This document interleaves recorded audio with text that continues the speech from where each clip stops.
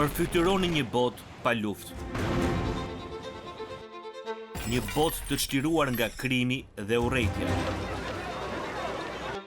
S'ka më varfëri, ku gjithkush ka një shtëpi. Një botë ku katastrofat natyrore nuk ekzistojnë. Përfytyroni një botë pa padrejtësi dhe ndasi. Përfytyroni një jetë pa shqetësime ose frikë. Një kohë e tillë po vjen, kur bota do të njohë harmoninë e përkryer. Një ditë nuk do të na duhet që të përballojmë vështirësi, por mund të jetojmë një jetë me paqe dhe gëzim të përsosur. Dhe ajo ditë mund të vijë më shpejt nga sa mendoni. Ky është mijëvjeçari, epoka e artë që po vjen. Sot, Doktor David Jeremia na jep një pamje të mijëvjeçarit në mesazhin e tij. S'ka djallë. Pas pak, në moment vendimtar.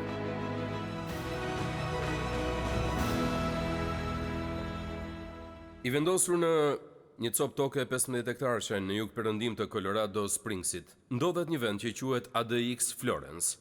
Është burgu më i sigurt në Amerikë.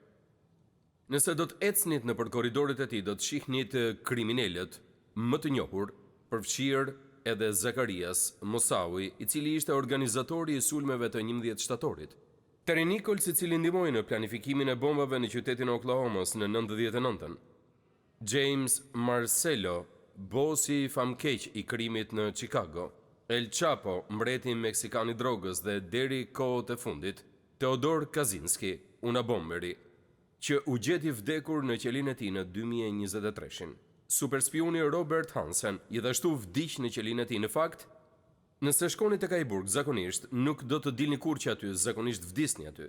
Dënimet e njerëzve aty janë shumë të gjata. Çdo i burgosur mbahet në izolim të plot, me shumë pak ose as pak kohë jashtë qelisë.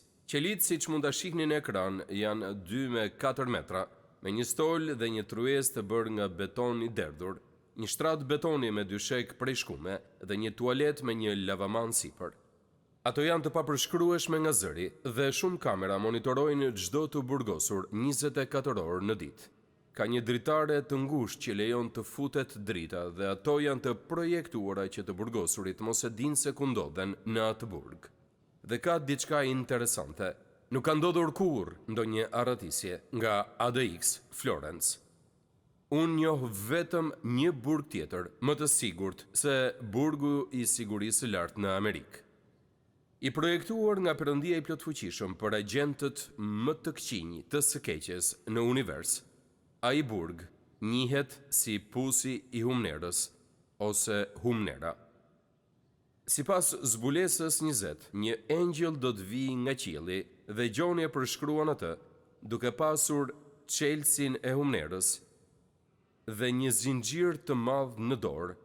Ai e kapi Dragojin, gjarprin e lashtë, që është djalli dhe Satani, dhe e lidhi për 1000 vjet, dhe e hodhi atë në Humner dhe mbylli atë, dhe vulosi mbi të që të mos i mashtroj më kombet, derisa të mbushen 1000 vjet.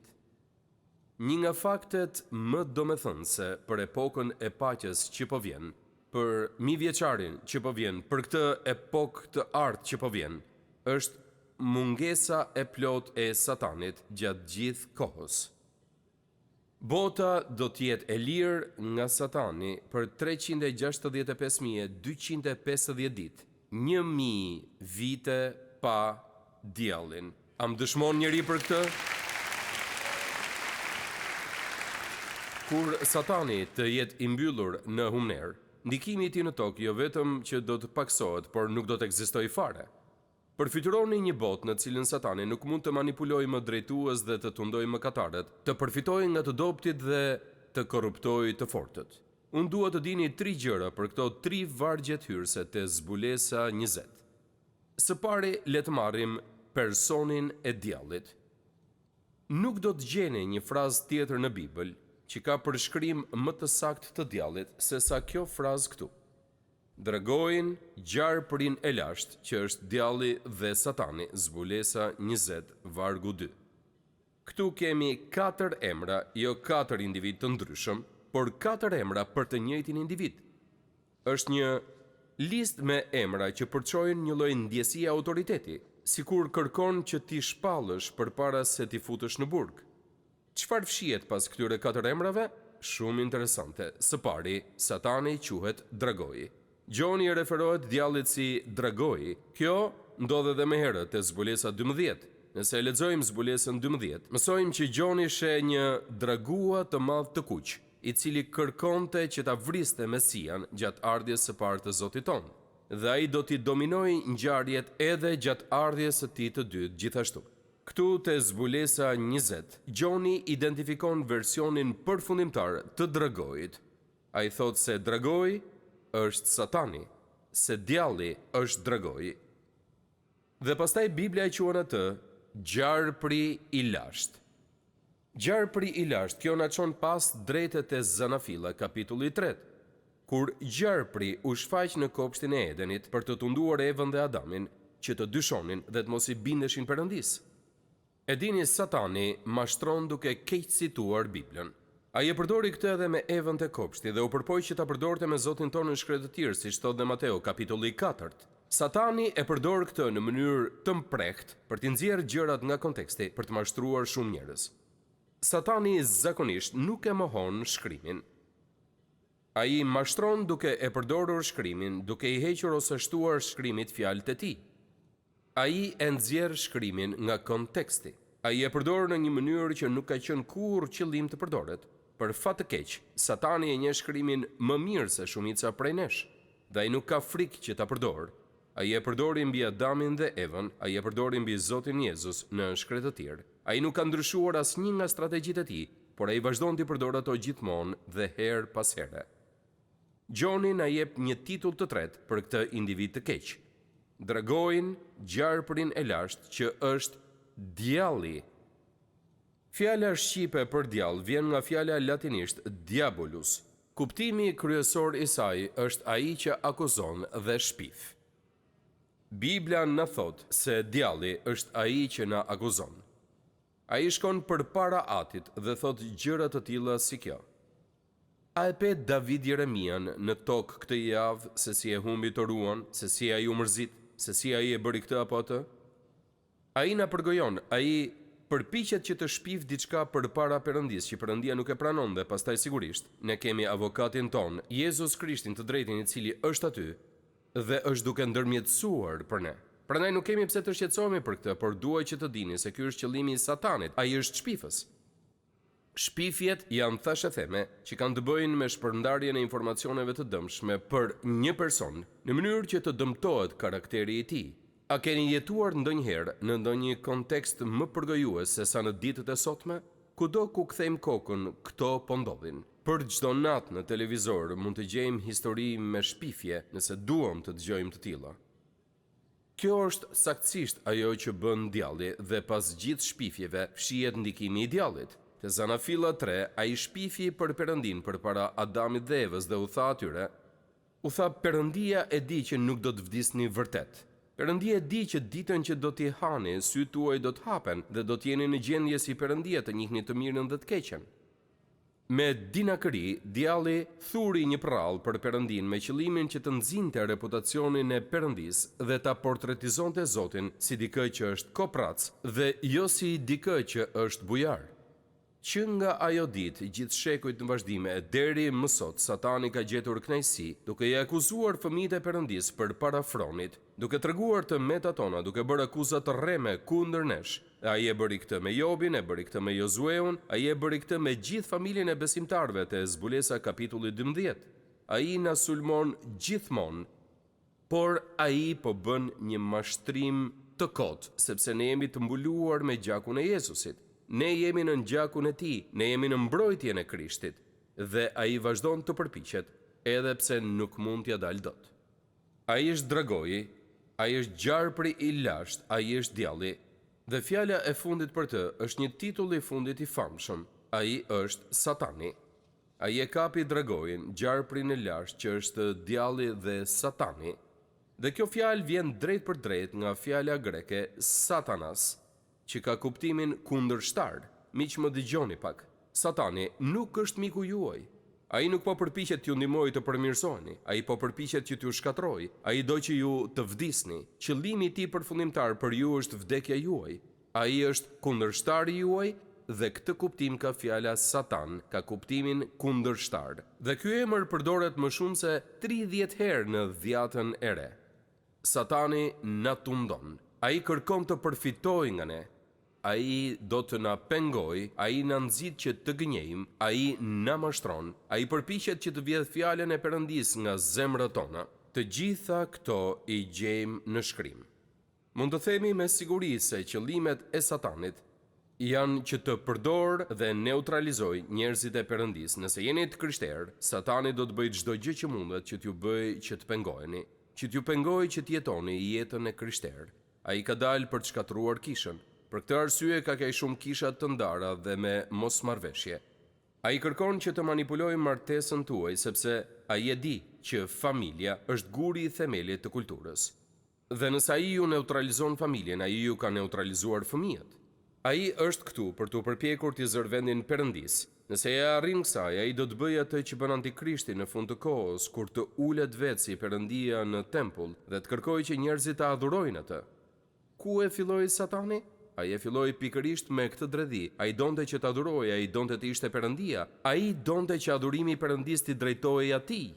Edhe sot Satani e vazhdon strategjinë e tij të përçarjes dhe i injekton helmin e dyshimit dhe të jo tolerancës, të urrëties dhe të xhelozisë. Prandaj pjesa e parë e këtij pasazhi ishte kush është djalli? Dhe tani e dim se kush është ai. Por pjesa e dytë bën fjalë për burgun, në të cilin ai do të hidhet. Biblia thot, dhe pash një engjëll që zbriste nga qielli duke pasur çelësin e humnerës dhe një zinxhir të madh në dorë. Ai e kapi dragojin, gjarprin e lashtë, që është djalli dhe Satani, dhe e lidhi për 1000 vjet. Dhe e hodhi atë në humner dhe e mbylli atë dhe vulosi mbi të. Tani termi humner, mund të duartrokisni për të, është diçka e mirë. Humnera është një fjalë që ka kuptimin një vend shumë i thellë. Ky është burgu i sigurisë së lartë i Perëndis. Dhe dua që të dini se as nga ky burg nuk mund të arratiset njeri, nuk është ferri. Ferri është destinacioni përfundimtar i djallit, por për 1000 vjet ai do të dëbohet nga toka dhe do të burgoset në këtë burg të mistershëm. Libri i Judës thot kështu, ai I ruajti me pranga të përjetshme në errësirë për gjyqin e ditës së madhe. Edhe engjëjt që nuk e ruajtën gjendjen e tyre të parë, po e lanë banimin e tyre, Juda 6. Kur engjëjt e ndoqën Satanin në rebelimin e tij, shumë prej tyre u hodhën në humner. Disa prej tyre janë të lirë dhe ndihmojnë Satanin në aktivitetin e tij. Për arsye që vetëm Perëndia I di, ai e ka lejuar djallin dhe disa prej frymërave të tij të këqija të sillen rrotull atmosferës së tokës. Por ai ka burgosur shumë prej tyre dhe ata janë në burg ndërsa flasim. Ju kujtohet kur Jezusi I dëboi demonët nga ai njeriu te Luka 8 dhe ata demon dolën dhe ju përgjëruan Jezusit në mënyrë të përsëritur që të mos I urdhëronte që të shkonin në humner. Ishte një vend që ata I friksoheshin, dhe gjatë borive të gjykimeve të zbulesa 9, ishte një engjëll të cilit ju dha çelësi për pusin e humnerës dhe të çlironte prej aty ata demon të ligj dhe të neveritshëm. Dhe gjatë mundimit të madh ata demon do të çlirohen. Një nga arsyet sepse mundimi I madh do të jetë një vend I tmerrshëm, është për shkak se aktiviteti demoniak do të jetë në kulmin e tij. Demonët e ferrit do të çlirohen për të sjellë bashkë me ta gjykimin, urrëtitjen dhe vdekjen, që janë pjesë e periudhës 7 vjeçare. Prandaj Gjoni na thot te zbulesa 20 se djalli do të lidhet me zinxhir dhe ai nuk do të arratiset dot, që ai do të çohet në një burg të cilin nuk do ta shmang dot dhe do të qëndrojë në këtë burg çdo ditë të 1000 vjeçarit. Për këtë arsye quhet epoka e artë. Nuk ka djall. Haleluja. Dhe tani le të shohim jo vetëm djallin si individ dhe burgun e demonëve, por le të shohim pak edhe periudhën e çlirimit. Gjatë kësaj kohe, Gjoni thot se Satani nuk do t'i mashtroj më kombet, derisa të mbushen 1000 vjet. A e dini se gjatë mbretërimit të Krishtit në 1000 vjeçar, gjatë epokës së artë, ne që jetojmë dhe qeverisim me Krishtin në tokë, do të çlirohemi nga tirania e Satanit? Çfarë ndryshimi do të ndodhë kur tunduesit mos jetë më në gjendje të josh kombet? Do të jetë më mirë edhe se në kopshtin e Edenit, sepse në Eden Satani u lejua që t'i tundonte prindrit tanë të parë. Asgjë e tillë nuk do të mund të ndodhë në 1000 vjeçar. Kjo nuk do të thotë se nuk do të ketë më mëkat në tokë. Më dëgjoni me kujdes. Ata që do të jenë me trupa të vdekshëm sërish do të luftojnë me natyrën e tyre të rënë. Dhe gjendja e përjetshme e bekuar e qiellit të ri dhe e tokës së re nuk kanë ardhur ende. Por mendojeni kështu. Sot unë dhe ju si të krishterë kemi 3 armiq. Këta armiq janë bota, mishi dhe djalli. Mendoni pak se sa ndryshe do të jetë kur një prej këtyre të treve të mos jetë më. Dhe ne nuk do të na ngacmojë më armiku ynë. Pali thot se djalli është perëndia e kësaj epoke dhe gjatë epokës së artë që po vjen, do ta humbas fuqinë e tij. Do të zhduket aftësia e tij për të zmadhuar tundimin seksual dhe tradhtinë bashkëshortore. Edhe pse mund të tundohemi, nuk do të na duhet të përballemi me joshjen e Satanit. Ne nuk do të kemi pse të luftojmë kundër shëshitjes si gruri nga projektet e tij të skeqjes. Dhe as nuk do t'i mbush dot zemrat tona për të gënjur njëri tjetrin siç bëri Anania tek Veprat kapitulli 5. Ne do të mund ta falim njëri tjetrin sepse ne do të jemi të lirë nga planet e Satanit. Ai nuk do të mund të na përvidhet në çaste të papritura, të na rrëmbej fjalën nga zemrat tona ndërsa jemi duke dalë nga kisha të dielën. Ai nuk do t'i pengojë punëtorët e Perëndisë siç bëri tek 1 Thesalonikasve 2. Do të zhduket edhe aftësia e tij për të na goditur me katastrofa natyrore të shkaktuara nga demonët. Ne do të jemi të çliruar nga aftësia e tij për të penguar punën e Zotit në këtë planet. Ai nuk do të mund të krijojë trazira mes kombeve. Bibla na thot se në epokën që do të vijë, ne nuk do të mësojmë më për luftën. Lufta do të ketë marrë fund. Satani nuk do të shkaktojë më luftra. Dhe Biblia na thot se ai nuk do t'i shqetësojë më kombet. Ai nuk do të ketë mundësi ta bëjë këtë, ai do t'i dorëzohet pulsit të humnerës. Biblia na thot se Satani ishte vrasës që nga fillimi. Kur ai të mos jetë më, ne duhet të presim që vrasjet të jenë praktikisht jo ekzistente gjatë epokës së artë. Ai ka mëkatuar që nga fillimi, prandaj duhet të presim që epoka e artë të jetë pak më e drejtë dhe të ekspozojë një karakter që ne nuk e kemi parë për një kohë të gjatë. Satani është i mbushur me krenari. Mendoni që kur ai të mos jetë më, ne mund të jemi pak më të përulur. Sot djalli bën që shumë njerëz të humbasin arsyen dhe të bëjnë vullnetin e tij. Epoka e artë që po vjen do të jetë një kohë mençurie dhe përgjegjshmërie. Djalli gjen kënaqësi që fëmijët e Perëndisë t'i fusë në burg dhe t'i përndjek në çdo lloj mënyre. Unë duhet t'ju tregoj diçka që sërish e mësova këtë javë. Nëse nuk doni që të keni të lashe, mos predikoni për djallin. Është e habitshme që ai ende ka këtë lloj fuqie që ka. Çfarë mund të na bëjë ai ne? Edhe kur po bëhemi gati që t'i paralajmërojmë njerëzit se kush është ai, dikush më ka pyetur një herë, pse njerëzit mendojnë se nuk mund ta kuptojnë librin e zbulesës dhe pse nuk e lexojnë atë? Se Satani i pengon që ta bëjnë, sepse, më lejoni t'ju bëj këtë pyetje, nëse dikush ka shkruar një libër për një fund të tmerrshëm të jetës suaj, a do doni që dikush ta lexonte? Ai nuk do që dikush ta lexojë atë libër, sepse tregon historinë e së ardhmes së tij. E gjitha kjo është një studim interesant për mua për një sër arsyesh. Së pari, e keni vënë re që satanizmi është duke u rritur? Revista Newsweek publikoi një artikull kryesor me titullin Satani po bëhet i nxehtë si ferri në kulturën e sotme amerikane. Autori mbulon tendencat kulturore për këtë revistë dhe shkruan: djalli është i pari dhe në qendër nëpër filma, në programe televizive, në podcaste dhe madje edhe në librat për fëmijë. E dini ajo që po ndodh me pjesëmarrjen në kishat tona është se ajo po bie. Shpirtërisht nuk jemi duke ecur para. Patëm një rritje të vogël gjatë Covidit, por sa po kaloi rreziku i Covidit, ne u kthyem jo në të njëjtin nivel pjesëmarrje si përpara Covidit, por në nivele më të ulta. Ne humbëm shumë antar të kishës gjatë Covidit, të cilët zbuluan se mund të shkojë në kishë përmes internetit dhe ata nuk do të kthehen kurrë në kishë. Ajo që ka ndodhur në këtë boshllëk të krijuar nga mungesa e krishtërimit që lëviz në drejtim të duhur, është se ky boshllëk është mbushur me disa gjëra të tilla satanike. Prandaj nëse vëzhgoni me kujdes, do ta vinire. Nëse hidhni syt përreth kur udhtoni, do të shihni kisha satanike dhe reklamojnë përpara kishës që ata janë kishë satanike. Sado e frikshme që të jetë, mbani mend se mund të jemi vetëm 7 vjet larg nga çasti kur Perëndia ta hedh Satanin në humner dhe t'ia mbyll derën, dhe sot duhet na ngushëlloj fakti që e dim këtë të ardhme. Amen. Prandaj e dini që nuk duhet të bëhemi tepër të vetëdijshëm për djallin, por as nuk duhet që t'i heqim syt prej tij. Ne nuk mendojmë se mundja e Satanit është thjesht një ngjarje e së ardhmes, sepse ai është i mundur tashmë. Thjesht po presim që të zbatohet dënimi i tij, por ndërkohë ai është shumë aktiv. Pse është aktiv? Sepse di që koha e tij është e shkurtër. Gjykimi i tij po afron. Satani është mundur, por ende nuk është dëbuar dhe hedhur në humner.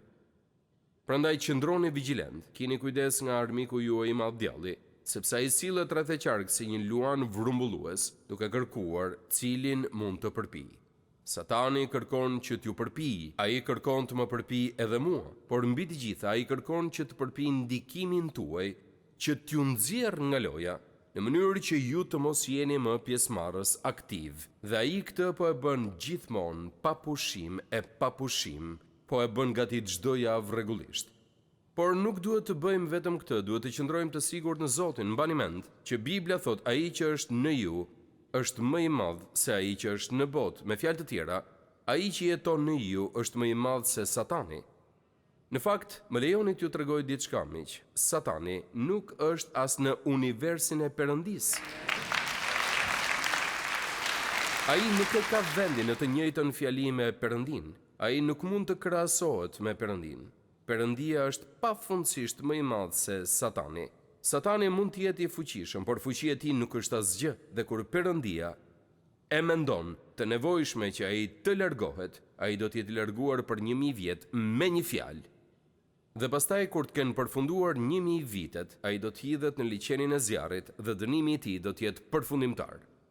Ka qenë një mjek që ka shkruar një libër me titull Perëndia yt është shumë i vogël. Dhe një shkrimtar shkruan, duhet shkruhet një libër tjetër me titull Djalli yt është shumë i madh. Ndërkohë që ju them që të keni kujdes prej tij, ai nuk përbën kërcënim për shpëtimin tuaj apo për Perëndin tuaj. Kur ju e vendosni djallin në vendin që i takon, ju vishni armatimin e Perëndisë, Efesianëve 6. Qëndroni në vend dhe nuk keni pse të shqetësoheni. Steve Brown na tregon një histori për një djalë të ri, i cili kishte probleme me një mujshar në lagjen e tij. Dhe një ditë, ky mujshar u fut në kopshtin e djalit dhe djali ishte i tmerruar. Pas disa çastesh plot tension, djali vendosi që nuk do të duronte më dhe vendosi që të përballej drejt për drejt me mujsharin. Prandaj me guxim shkoi drejt tij dhe për habin e tij, mujshari duke i friksuar dhe filloi të dridhej. Dhe djali u ndje i fuqishëm dhe mendoi me vete, wow, duhet jem vërtet i fortë, duhet jem vërtet trim. Dhe pastaj ktheu kokën dhe pa babain e tij, teksa qëndronte në verandë pas tij. Dhe dua që të dini se kur Satani vjen tek ju, ati juaj po qëndron në verandë pas jush. Ne nuk e luftojmë Satanin vetëm. Ne kemi Atin, Birin dhe Frymën e Shenjtë dhe këtë premtim që thot asnjë tundim nuk ju ka gjetur juve, përveç se tundimit njerëzor, por Perëndia është besnik dhe nuk do të lejoj që t'ju tundojnë përtej fuqive tuaja, por me tundimin do t'ju jap dhe rrugdalje që ju të mund ta përballoni. Prandaj mos ejani vërdall të friksuar nga Satani. Nuk keni pse të keni frikë prej tij. Ju duhet jeni të vetëdijshëm për të. Ju duhet keni njohuri për të. Mos e lejoni që ta fusë fytyrën e tij të shëmtuar në jetën tuaj. Mos e lejoni këtë. Satani nuk është gjë tjetër veçse një falsifikator. Vetëm kaq është, miqtë mi. Sepse Satani nuk ka një plan të tij. Jezusi është drita e botës, prandaj Satani do që të jetë një engjëll i dritës. Jezusi është mbret mbi mbretër, prandaj Satani është mbret mbi bijtë e krenarisë. Jezusi është princi i paqes, Satani është princi i kësaj bote, princi i fuqisë së ajrit. Jezusi është Zoti, Perëndia im, Satani është perëndia e kësaj epoke. Jezusi është luani i fisit të Judës, Satani është një luan vrumbullues duke kërkuar se cilin mund të përpijë. Për sa i përket Satanit, unë mund t'ju them këtë. Ai nuk ka patur një plan origjinal që nga Zanafilla 3. Ai thjesht u kthehet të njëjtave tundime të epshit të mishit, epshit të syrit dhe krenarisë së jetës. Kjo është ajo që bëri me Adamin dhe Evën, kjo është ajo që bëri me Jezusin në shkretë të tjerë dhe me këto po na sulmon edhe ne. Pra, Biblia na thotë se nuk duhet jemi të paditur për strategjinë e Satanit. Prandaj po e predikoj këtë mesazh. Jini vigjilent, qëndroni kundër tij, vishni armatimin e Perëndisë. Përdorni fjalën e Perëndisë për ta mundur atë. Dhe mos kini frikë. Nuk keni pse të keni frikë. Perëndia të cilit i shërbeni është krijuesi i universit. Mendoj se ai mund ta përballojë Satanin.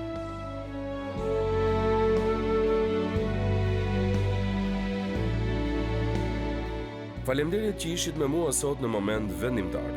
Sa më shumë që e studiojmë fjalën e Perëndisë, aq më shumë e kuptojmë që Perëndia ynë i dashur dëshiron të ketë një marrëdhënie personale me gjithë secilin prej nesh.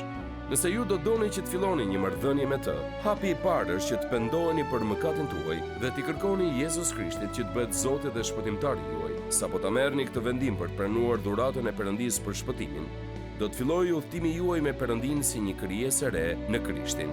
Nëse sot e keni marrë këtë hap besimi, ju inkurajoj që ta ndani vendimin tuaj me të krishterë të tjerë në një shërbes të besueshme apo te një kishë zonës dhe që të vazhdoni të rriteni në besimin e sapo gjetur. Perëndia ju bekoft, ndërsa filloni ecjen tuaj me Perëndinë. Pres me padurim që të shihemi herën tjetër këtu në moment vendimtar.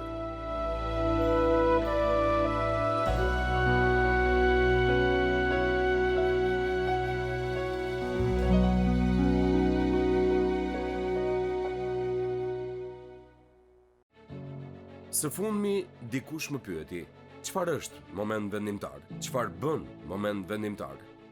E po, ne jemi fjala e shpallur në rrugë, e predikojmë, e mësojmë dhe arrijmë njerëzit. Mendojmë përtej të dukshmes dhe shërbejmë përtej asaj që pritet. Dhe nëse kërkoni pak, do të na gjeni atje. Moment vendimtar është shumë gjuhësh, shumë kulturor dhe për shumë breza. Jemi për më shumë arsimin. Jemi 265 njerëz, duam të arrijmë një botë me 8 miliardë. E vërtet, shpërndajmë fjalën e pandryshuar të Perëndisë në një botë që ndryshon për herë.